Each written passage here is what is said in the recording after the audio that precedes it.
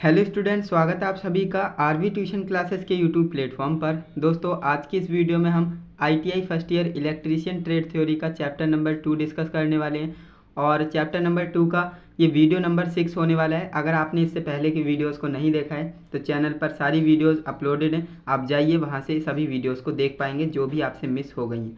Playlist का link मैंने description में भी दिया है, तो वहाँ से जाकर भी एक्सेस कर सकते हो या फिर चैनल पर जाकर भी एक्सेस कर सकते हो। तो चलिए दोस्तों, आज की ये शानदार वीडियो हम शुरू करते हैं।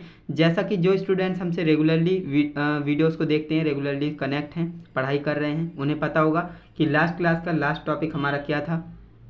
तो हमने कुछ टूल्स के बारे में पढ़ा था, जैसे पोकर क्या होता है, सेंटर पंच क्या होता है, फेज टेस्टर क्या होता है, स्क्रू ड्राइवर क्या होता है ना, टेस्टिंग लैंप क्या होती है। काफ़ी सारे टूल्स के बारे में अभी तक हमने डिस्कस कर लिया है, जो कि एक इलेक्ट्रीशियन को पता होने चाहिए, है ना।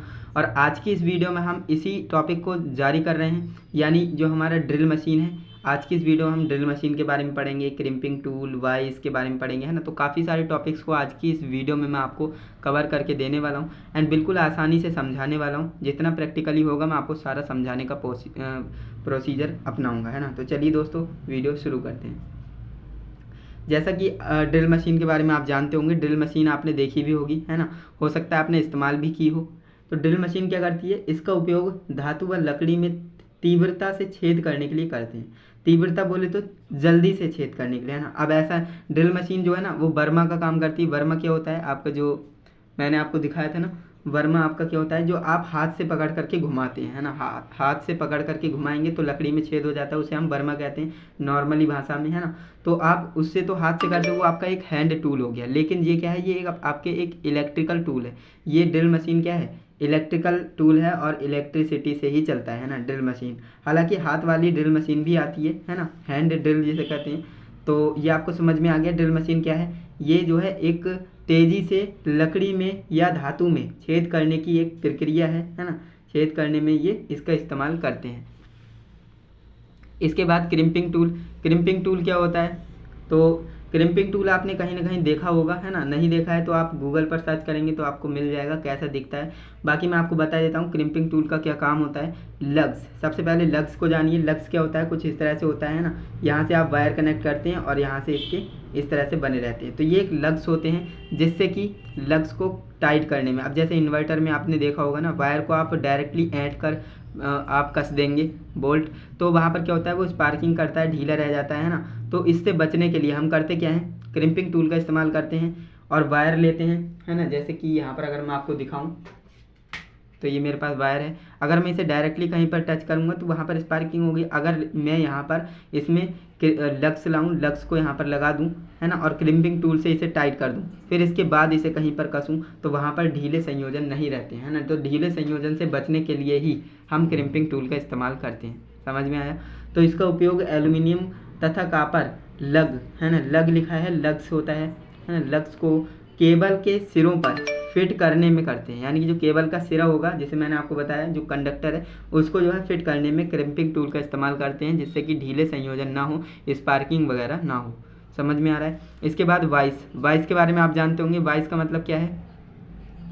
वाइस आपकी नॉर्मली जो है वेल्डर वाले जानते होंगे। वेल्डर में आपने आईटीआई में जाएंगे तो वेल्डर वाले जो मशीन होती हैं, ये दो तरह की होती है, हैंड वाइज और बेंच वाइज।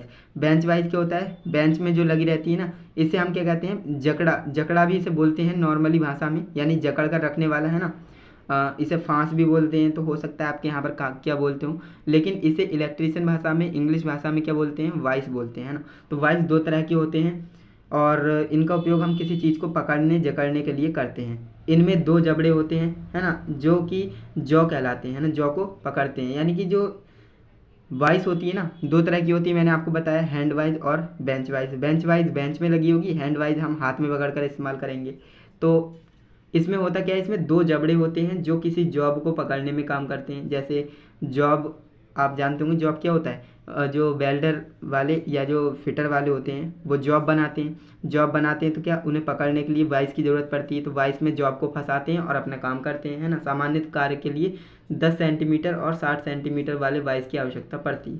तो जब 10 सेंटीमीटर और 60 सेंटीमीटर वाले वाइस की आवश्यकता कहाँ पड़ती है, जो नॉर्मली हम काम करते हैं, नॉर्मल वाले, है ना, छोटे मोटे काम, तो उनमें हम इस आकार के जॉब का इस्तेमाल करते हैं। इसके बाद राष्ट्रीय विद्युत कोड। अब हम कुछ कोड के बारे में जान लेते हैं, है ना। अभी तक हमने जितने भी टूल्स थे सबके बारे में जान लिया बारी बारी से, है ना।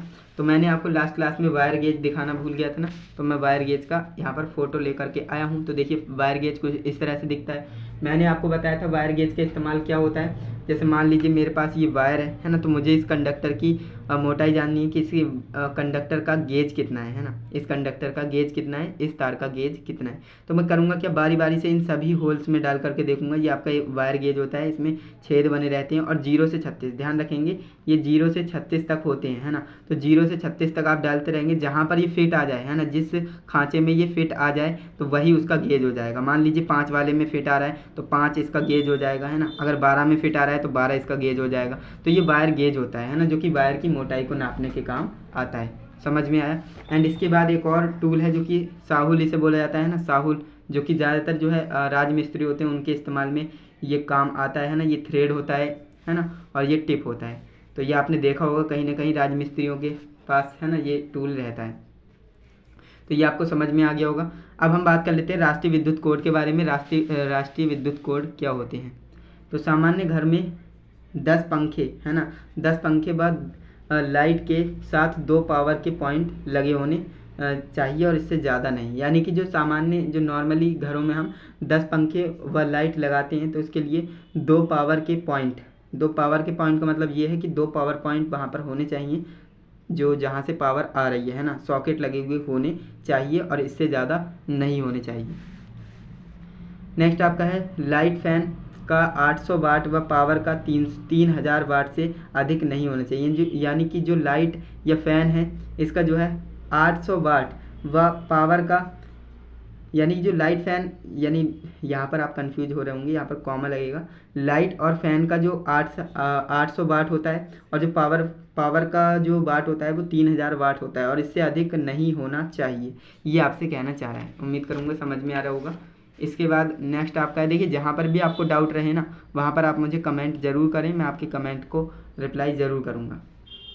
नेक्स्ट आपका है स्विच बोर्ड प्रवेश द्वार के बाईं ओर 1.3 मीटर की ऊंचाई पर होना चाहिए। यानी स्विच बोर्ड आप कहाँ पर लगाएंगे। सबसे पहली बात, स्विच बोर्ड आप प्रवेश द्वार, जो गेट होता है ना, मेन गेट जिसे बोलते हैं, या फिर जो भी रूम का गेट होगा उसके बाईं ओर लगाएंगे। ये बात आप ध्यान रखेंगे, बाईं ओर, है ना। दाईं ओर कभी मत लगा देना, है ना, वरना गलत हो जाएगा। क्योंकि दाईं ओर तो वो गेट खुलेगा ना, तो वहाँ पर स्विच सॉकेट लगाने का क्या ही फ़ायदा। तो इसीलिए बोला जा रहा है कि स्विच बोर्ड को आप प्रवेश द्वार के बाईं ओर लगाएंगे और जो फर्श होगा उससे कितनी ऊंचाई पर, तो उससे 1.3 मीटर, है ना, 1.3 मीटर की ऊंचाई पर आप लगाएंगे। क्लियर है। इसके बाद नेक्स्ट आपका है लाइट फैन, यानी लाइट और फैन 5 एम्पियर तथा पावर 15 एम्पियर 240 वोल्ट का होना चाहिए। यानी जो लाइट या फैन के लिए आप यूज़ करेंगे वो 5 एम्पियर और पावर के लिए 15 एम्पियर और 240 वोल्ट का होना चाहिए, है ना, जो भी सॉकेट है। इसकी फर्श से ऊंचाई कितनी होनी चाहिए, 1.3 मीटर से ऊंचाई पर रखना होता है ना। जो 1.3 मीटर से नीचे रखना, यहाँ पर नीचे है, नीचे रखना होता है तो ढक्कन लगा होना चाहिए। अगर नीचे लगा रहे हैं, देखिए ध्यान से सुनिए, अगर यहाँ पर बात कर रहा है 1.3 मीटर से नीचे आप लगाएंगे तो आपको जो है जो सॉकेट होते हैं ना, आजकल आपने देखा होगा जो सॉकेट है वो बंद होने वाले आ रहे हैं। यानी उसमें अगर आप प्लग को घुसाएंगे तो वो खुल जाएगा, अगर निकालेंगे तो वो बंद हो जाएगा। तो वही कह रहा है कि जो ढक्कन लगे हुए होते हैं ना, तो वो वाले आपको जो बोर्ड होते हैं, लाइट बोर्ड लगाने हैं। अगर आप इससे ऊंचाई पर लगा रहे हैं तो ठीक है, अगर नीचाई पर लगा रहे हैं तो ढक्कन लगा हुआ होना चाहिए। ये आपसे बता रहे हैं। नेक्स्ट है छत का पंखा फर्श से न्यूनतम 2.4 मीटर तथा अधिकतम 3 मीटर होना चाहिए। यानी कि जो छत का पंखा है वो फर्श से कम 2.4 यानी लगभग 2.5 मीटर तथा अधिकतम 3 मीटर होना चाहिए उसकी ऊंचाई पर, है ना। इसके बाद नेक्स्ट आपका है वायरिंग में अर्थ अवश्य होना चाहिए। अर्थिंग तो करना ज़रूरी है ना, ये तो करना ही करना है ना। अर्थिंग नहीं करेंगे तो वहाँ पर जो है खतरा रहता है। तो अर्थिंग कर देते हैं तो होता क्या है, कभी कभी जो आपके इलेक्ट्रिकल अप्लायंसेस होते हैं वो अगर लीकेज करंट होता है तो वो ग्राउंड हो जाता है अर्थिंग के थ्रू, है ना। तो वायरिंग में अर्थिंग करना ज़रूरी है, आवश्यक है। सभी प्रकार की लाइट फर्श से 2.25 मीटर से कम नहीं होनी चाहिए। यानी जो कोई भी लाइट है ना, कोई भी लाइट है वो फर्श से 2.25 मीटर से नीचे नहीं होनी चाहिए। नेक्स्ट आपका है माध्यम तथा उच्च वोल्टेज। मध्यम तथा उच्च वोल्टेज 650 11,000 वोल्ट पर कार्य करने वाली मशीन में डबल अर्थिंग होनी चाहिए। यानी कि जो मीडियम और हाई वोल्टेज पर काम करती हैं, जैसे 650 वोल्ट हो गया, 11,000 वोल्ट हो गया, है ना, तो ऐसे जो कार्य इन पर जो कार्य करती हैं मशीनें, उनको आपको डबल अर्थिंग करनी है ना। अगर कोई मशीन इतना वोल्टेज ले रही है तो उसमें आपको डबल अर्थिंग करना ज़रूरी है। सिंगल अर्थिंग से वहाँ पर काम नहीं चलेगा, तो वहाँ पर आपको डबल अर्थिंग करनी ही पड़ेगी। समझ में आया? तो ये कुछ आपके विद्युत राष्ट्रीय विद्युत कोड हैं, तो इन्हें आपको याद रखना है, जिससे कि आप इन सभी चीज़ों को फॉलो कर पाएँ। तो आज की इस वीडियो में मैंने आपको कुछ टॉपिक्स को बताया, है ना, जो आपके टूल्स हैं वो एंड हो गए, और कुछ राष्ट्रीय विद्युत कोड भी बताए। इसके बाद एक वीडियो और आएगी एंड इसके बाद आपका ये चैप्टर फिनिश हो जाएगा, चैप्टर नंबर 2, जो कि था विभिन्न मानक एवं औजार, है ना। मानकों के बारे में भी हमने जान लिया, और जो आपके औजार हैं, टूल्स हैं, ट्रेड टूल्स हैं, उनके बारे में भी हमने अच्छे से जान लिया, है ना। तो इसीलिए ये चैप्टर आपके लिए इम्पोर्टेंट था। बाकी आपको नेक्स्ट जो हमारा लास्ट लेक्चर होगा 7 नंबर, उसमें हम अध्याय सार यानी एक समरी लेकर के आऊँगा, जिसमें कि पूरा चैप्टर आपका रिवाइज हो जाएगा। क्लियर है? तो चलिए दोस्तों, आज के लिए बस इतना ही। मिलते हैं नेक्स्ट इंटरेस्टिंग इन्फॉर्मेटिव वीडियो के साथ। तब तक के लिए जय हिंद, वंदे मातरम।